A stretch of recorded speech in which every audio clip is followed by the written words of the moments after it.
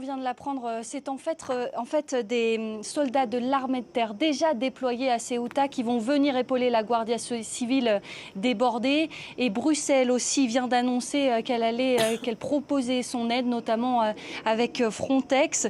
Tout a commencé ce midi. Des milliers de personnes sont arrivées, ont franchi la frontière entre Ceuta et le Maroc sans aucun contrôle. Les images des réseaux sociaux sont très impressionnantes.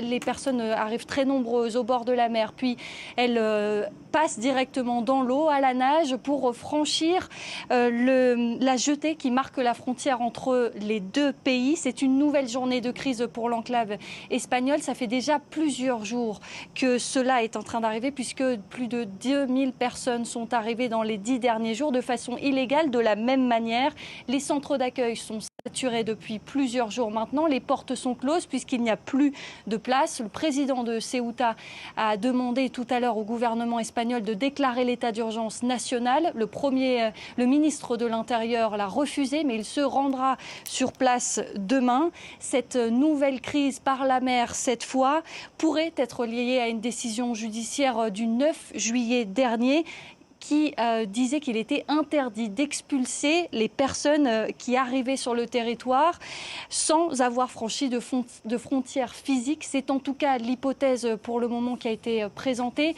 Ça rappelle une crise passée en mai 2001. Environ 8000 migrants étaient entrés à Ceuta en 2 jours. C'était un record. À l'époque, on parlait du laxisme des forces marocaines, pointé du doigt par les autorités espagnoles. Mais cette fois-ci, les deux pays semblent collaborer pour cette nouvelle crise qui a lieu en ce moment dans l'enclave.